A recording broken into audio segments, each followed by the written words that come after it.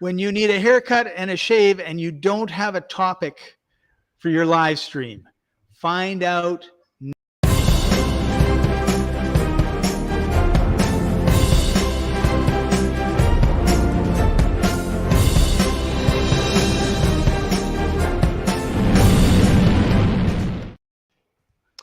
Hey everybody, this is Books Cafe, sponsored by free-ebooks.net. You get 5 free ebooks every month when you join the site, and the site is free forever.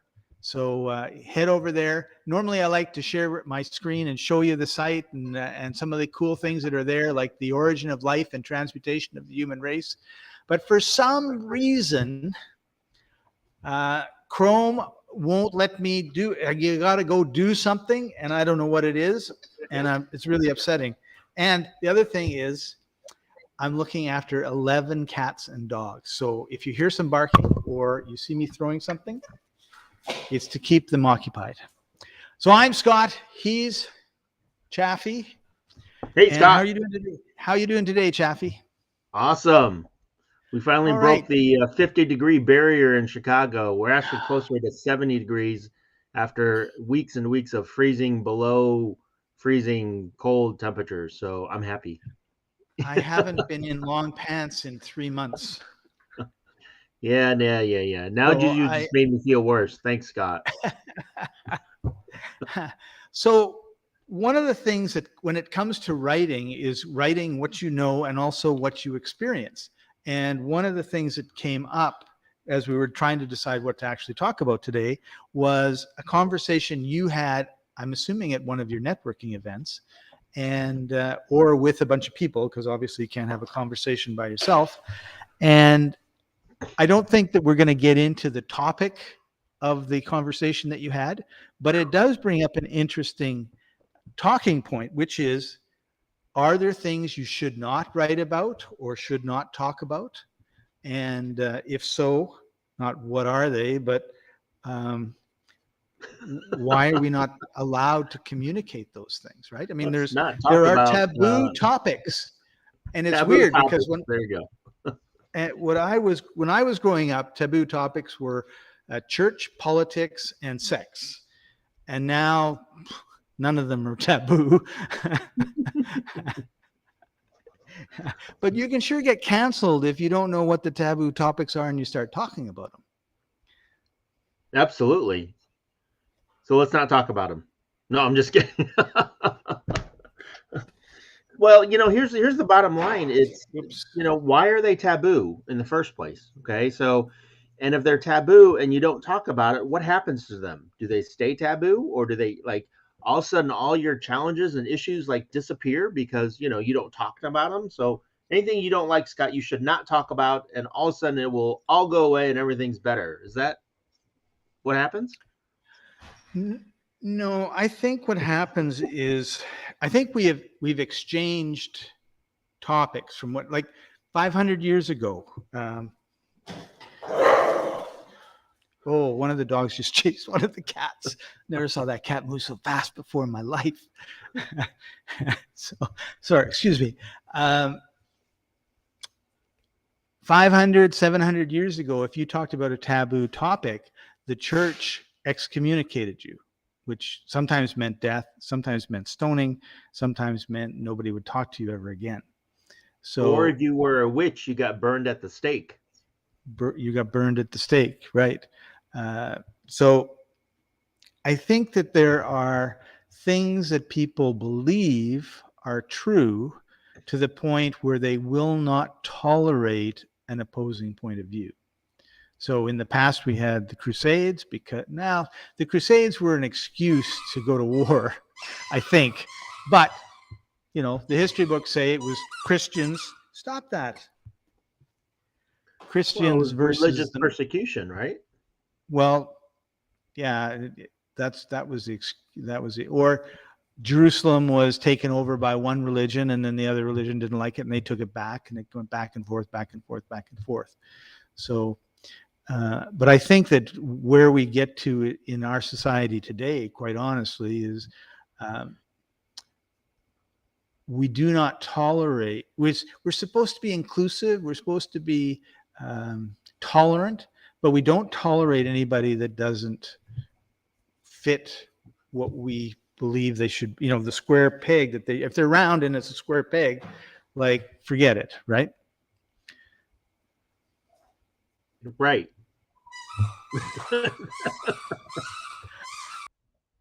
See, so I have to mute for a minute. That means you have to talk.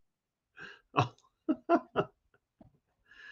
So that is a big challenge, though, is that, a lot of people have these firm beliefs, right? And because of their beliefs, they refuse to listen to anybody else's point of view. And especially here in the United States today, that is a big challenge that we're having in a lot of millennials and a lot of schools and a lot of, the race debate is a huge debate that's going on right now. And it's only gotten bigger, and it's part of the conversation, which we won't go into at my lunch, was about the race debate, where one of the attendees was African American and another one was Caucasian.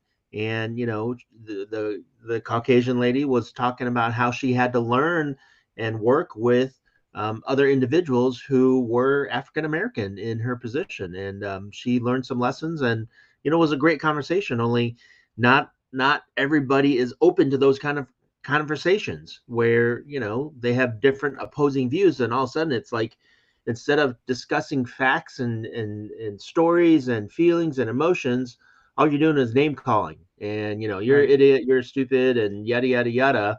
Has nothing to do with the conversation other than you make me feel bad and I don't want to talk to you because now you're stupid. And when in reality, they're bringing up potentially valid points and ideas that you're just refusing to accept or even consider. So I think you hit on a real problem. One of the main points is if you meet somebody who has an opinion that you cannot accept, the alternate, what do? And name calling and getting angry and throwing things is the response, which shows a level of maturity that I thought we were beyond 200 years ago, but don't seem to be, right? And it's okay, like it's okay to do that. And the reason it's okay to do that is because when you watch the presidential debates or any other political, election talk that's going on, they just say my opponent is a piece of beep, beep, beep. And, they don't talk about, like on YouTube, I watch YouTube, and on YouTube, every once in a while, they show like one of my options right in that first page is someone in the House of Commons in Ottawa, Canada, asking the Prime Minister a question. And the question will be along the lines of, is there snow on the ground outside right now? And the answer will be along the lines of,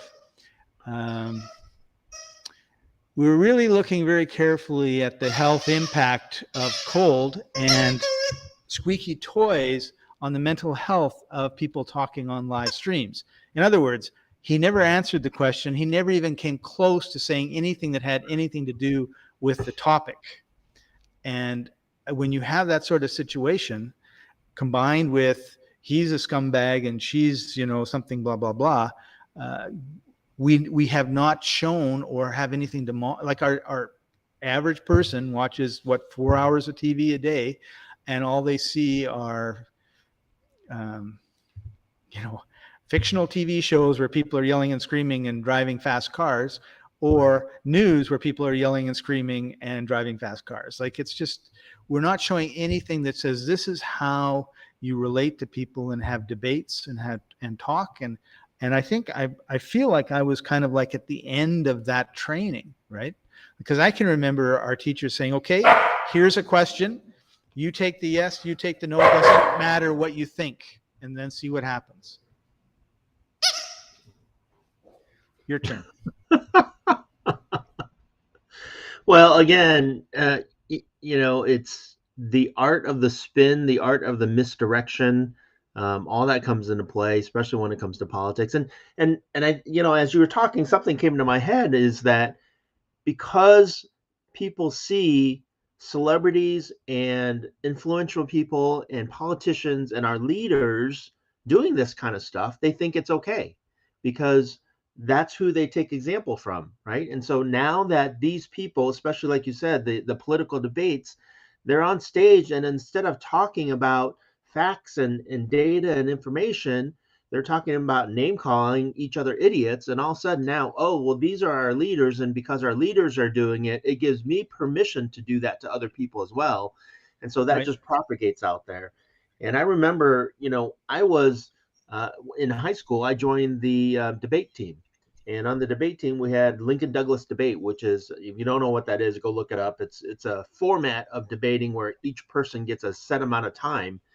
There are And rules, right? there were rules, and the obvious um, thing was that when you were debating back and forth, you don't just call each other names. Like we actually in high school went to the university law library to do research on laws and facts and rules, as you said, so that would support our position that we're debating. And it wasn't just, oh well, my opponent brings up this law from 1906, and well, he's just an idiot. Like that's not how we debated. Right. We had to counteract that law with a different law. And then you had the discussion about which laws were more relevant in the society, which one superseded the other one. So we don't do that anymore, though. So I often get I think you bring up a really, really good point, and let me just applaud you. oh well, thanks.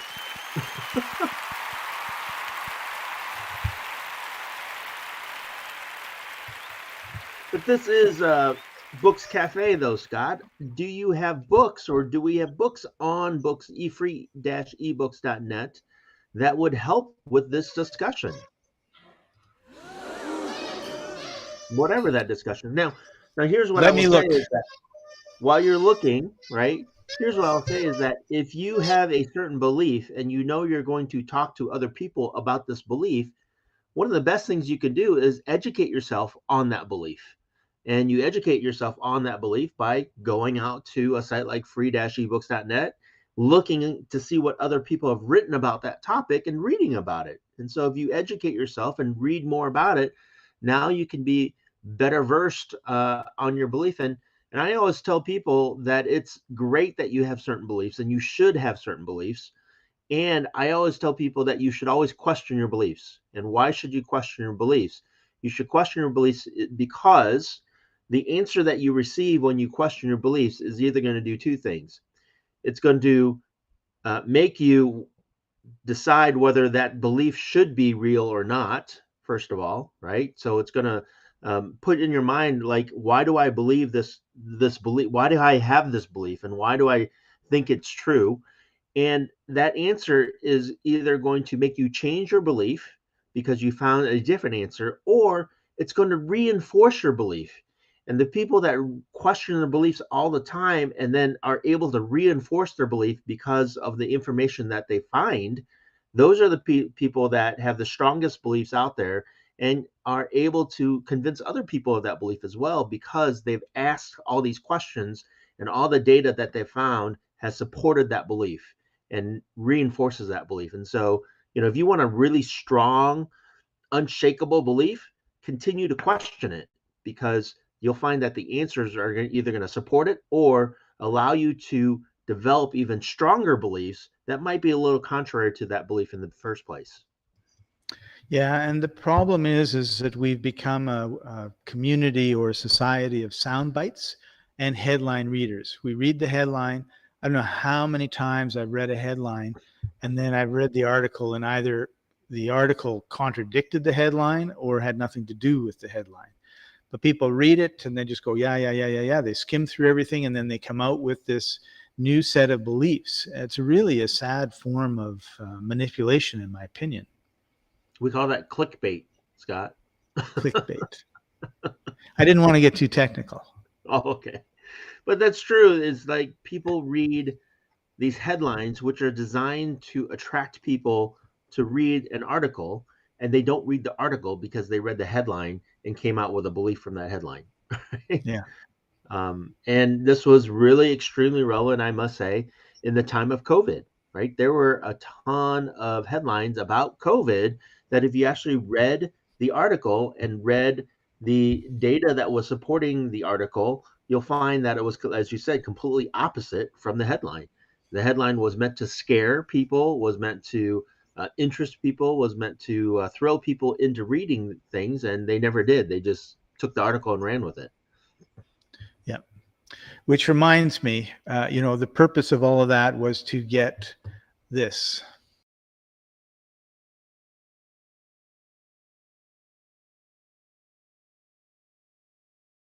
So don't you forget to hit the like button, leave some comments, subscribe, hit the bell, share this with your friends, tell everybody.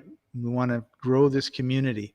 And our purpose, of course, is to help authors understand how they can get a better community, to grow their community. And also, readers tend to we tend to be bored with the same old from the same old authors. So try something new and try a new author.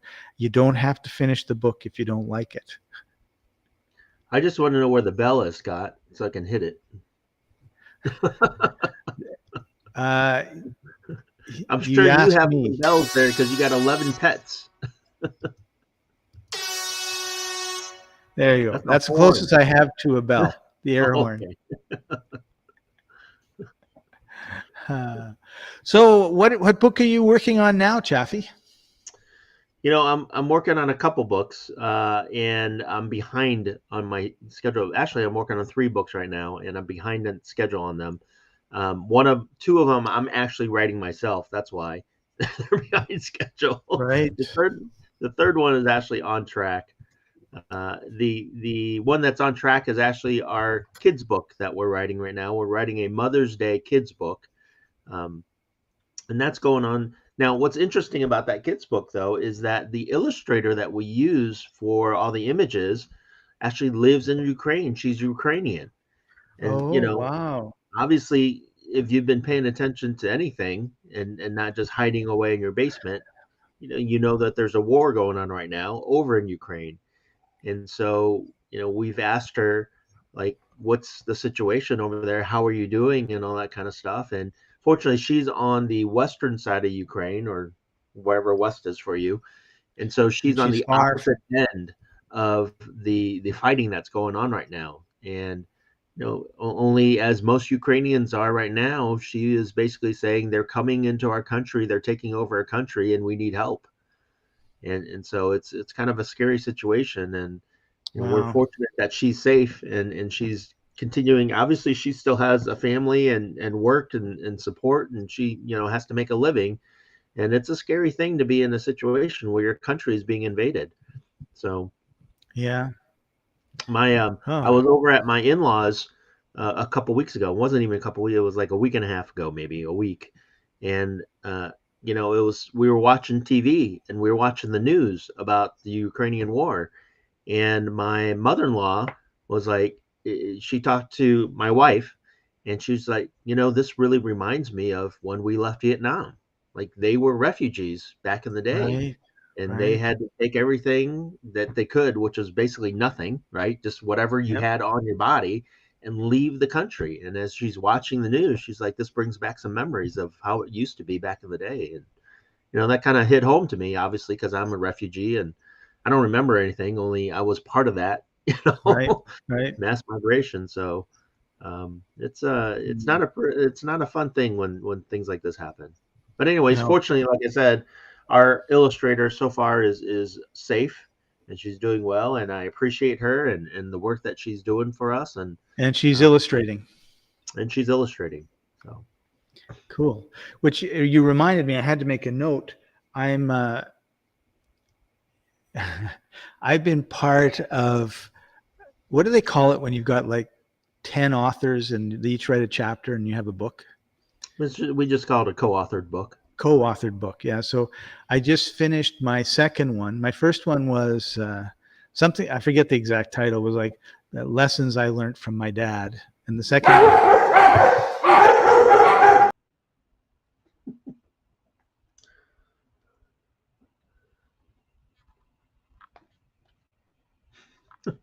Well, Scott's calming down the dogs, the animals. This is the book that you're talking about, Scott. Greatest Lessons I Learned from My Dad by Brian Knight. Only inside, as Scott said, is multiple authors, and each author, if anyone can see this, has a chapter in the book. And I believe, Scott, your chapter somewhere in here. There you go. Chapter 21 is a Scott's chapter. I don't know if that will focus or not. Anyways, this is what a co-authored book is. And it seems like Scott's so busy. And what the co-authored book, what's great about it is that it's every author has a chapter that they're sharing something with. They're sharing an idea, a concept. In this case, every author in this book is sharing a lesson they learned from their dad. So there are in here 28 authors. And so there's 28 different lessons that you can get from, well, at least 28 different lessons that you can get from this book about things that people have learned from their father. So, and Scott, I think Scott's next book is Greatest Lessons I Learned from My Mom. That's right. Is the one. Thank you for taking over, Chaffee. We had a dog catastrophe going on here. Dogs and cats. Dogs and cats. And then the guy is Spanish who, well, basically nobody has been here. It's been quiet all day except for an hour before we're supposed to go live, in which time the pool guy shows up and he starts cleaning the yard. And of course the dogs start barking. And then he comes and he wants to get a helmet, but he, I don't speak very good Spanish and he doesn't speak any English. And it's like, I don't know where the helmet is. So good timing. Yeah, so I thought he was just like goodbye, and it's like, no, I got a helmet here. Do you have those helmets? And no say. So, yes, and so Lessons I Learned in My Entrepreneurial Life is the third book. Oh, so, nice. Yeah, so I'm going to be public. That'll be 5 books that I'm in, and almost all are co-written, and the fifth one, I don't remember when that was. That was a long time ago. But the fourth one is about podcasting. So I'm part of a bundle of podcast courses and stuff that comes out once a year. And they said, we want to write a book about podcasting. Who wants to be in it? So I wrote a chapter and I'm in it. And so for me, it's like really easy to write a book. It's the simplest thing in the world. I sit down and I spend half an hour. I churn out 750 words, and then I rearrange them in ways that make sense because originally they don't. And then I send it off to the guys and they read it and they go, oh, this is good. And well, Scott, you bring up a good point, because when I write a book, when I'm creating my own book, like, and not everyone writes their own books, right? So, we've discussed that already. I mean, the majority of, these lessons books is not written by you. You have one chapter out of 28, and there's right. An introduction and then an ending and all that kind of stuff. So you're not doing a lot of work. No, it's easy. I don't know what this writing a book is hard about. I don't understand that. And if you are an author and you are writing your own book, though, the easiest thing to do is do exactly what you're doing, which is break each chapter or each subchapter down into a topic. And so all you have to do is sit down for 30 minutes, an hour, and write about that topic, and then put all those topics together. So each chapter is just, 750, 1,000 words. And then if you do that 10 times, now you got 10 chapters, right? And then all you have to do is write the intro and the conclusion, and now you have a book of 10 chapters or 20 chapters or however you want to do it.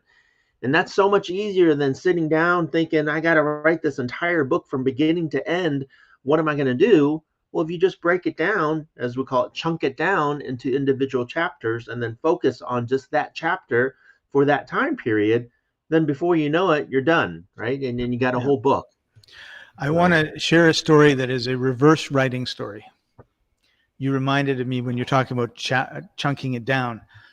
It was 20 years ago, I bought a course on copywriting. Hang on a second. They're fighting over it, but now 1-1, so it should be relatively quiet.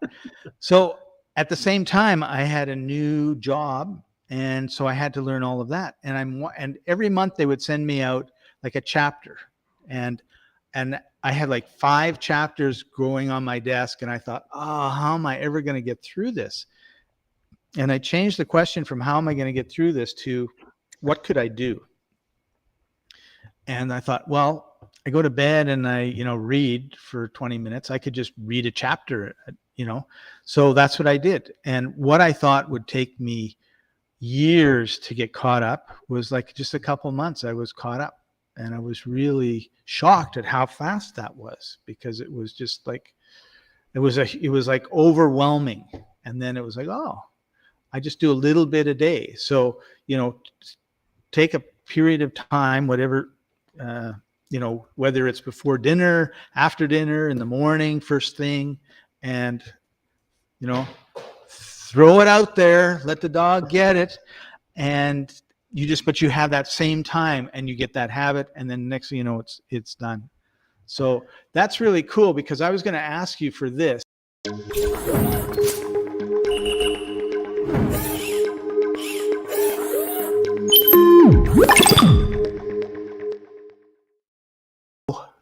Wrong one.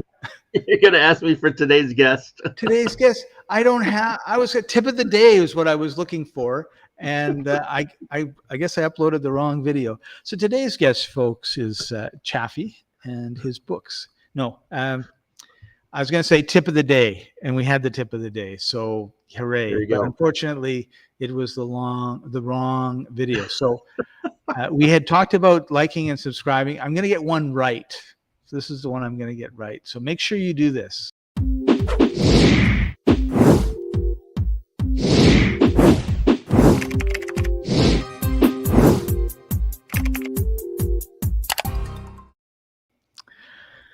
All right. So Chaffee, we're coming to the end of our time together today. It's been awesome having you as usual. Any last things you want to say, wrap up, share? Well, we started this about taboo topics, and then we went on to chunking things down. So we've covered a lot. It's 30 minutes or so that we've been on. The only thing I would say is that, and I've said it before, is that when you're feeling things, when you have emotions, when you have a strong belief about something, one of the best things that you can do, instead of bottling that up and keeping it inside of yourself, is to share it and discuss it with people. And sometimes, whether it's just talking about it that's helping, or the reason why we're here is to write about it. And when you share that topic, when you share that belief, then you'll never know who you affect, and you can spread that belief, and you can spread those feelings that you have with other people, and that's just going to make everything better. That's going to start the conversation and rolling things. So be open to other people sharing, as well as share your thoughts and emotions and beliefs as well. You're on mute, Scott. Wonderful. I think that was worth another set of applause.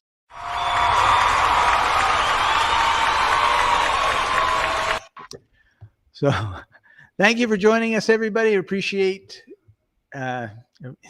this thing popped up. It said you're muted, and that's, oh no. So we appreciate you joining us. Make sure you leave some comments, tell your friends, and head over to free-ebooks.net. Join up. Take a look at some of the books. There's some amazing books there. We have textbooks, academic books, fiction. We've got the whole sci-fi, mystery, romance thing going on. And then we've got a whole bunch of nonfiction books covering a lot of topics. And we do have some children's sections. We just need some authors to put some books in there, and they'll show up. So if you look and you don't see it, that's just because we're still corralling those children's authors and getting them to join us. So thank you very much. Chaffee, you get the last word. Go out and share.